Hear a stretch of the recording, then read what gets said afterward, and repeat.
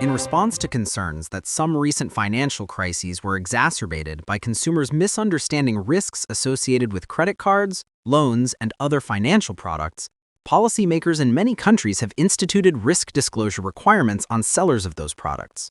Enrique Seira et al. Investigated a variety of risk disclosure messages sent to thousands of credit card customers and found that the messages had only small and short-lived effects on behavior.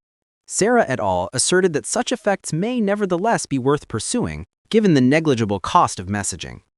Which choice best describes the function of the underlined portion in the text as a whole? A. It notes a factor that led Seira et al. To not dismiss risk disclosure messaging altogether, despite their evidence of its limited utility. B. It acknowledges a type of risk disclosure messaging that Seira et al. May not have fully accounted for in their study. C. It describes a consideration that explains why Seira et al. Recommended risk disclosure messaging even though its effects may be small relative to its costs. D. It points out a circumstance that Seira et al. Conceded may make risk disclosure messaging more effective than their study suggests. So in question number 8, we are talking about the response to concerns that some recent financial crises were exacerbated by consumers. So the consumers misunderstood risks associated with credit cards, loans, and other financial products. So policymakers in many countries, what have they done? They have instituted risk disclosure requirements on sellers of those products. So and then that was investigated in a variety of risk disclosure messages sent to thousands of credit card customers. And what did they find? They found that the message had only small and short-lived effects on behavior. So the messages were sent, but they did not have very long-lasting effects. So what has been asserted? So Seira et al. Asserted that such effects may nevertheless be worth pursuing given the negligible cost of messaging. Or Seira et al. Asserts that the effects, even if they are not that long-lived, the negligible cost of messaging is there. So it is worth pursuing. It is better to send by messaging regarding the risks associated with credit cards, loans, and other financial products. So we have to focus on this underlined given the negligible cost of messaging and what is the function of the underlined portion. If you said A, well done, that is the correct answer.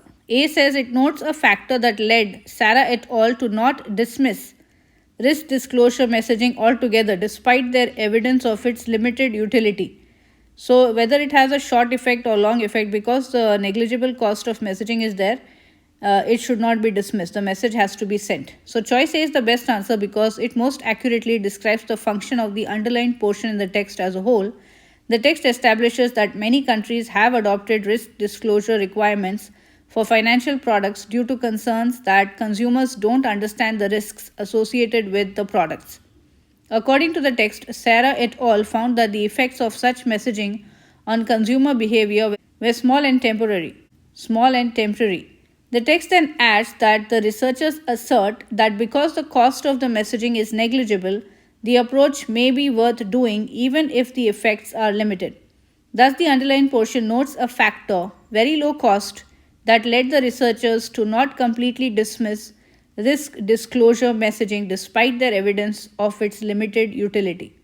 Choice B is incorrect because the underlined portion doesn't refer to a particular type of risk disclosure messaging, whether Seira et al. Considered it or not. The underlined portion simply indicates that the cost of the messaging, broadly, is very low, which makes the approach worth pursuing, even if its effects are limited. Choice C is incorrect, although the underlined portion does describe a consideration that led the researchers to recommend risk disclosure messaging despite the messaging's small effects on consumer behavior. It directly states that the cost of such messaging is negligible or very low, meaning that both the effects and the costs are small, not that the effects are small only relative to the costs. Choice D is incorrect because there's no indication that Seira et al. Suggest that risk disclosure messaging could be more effective if it had lower costs. Rather, the underlined portion indicates that Seira et al. Believe the already negligible cost of messaging makes the approach worth pursuing, even if its effects are limited.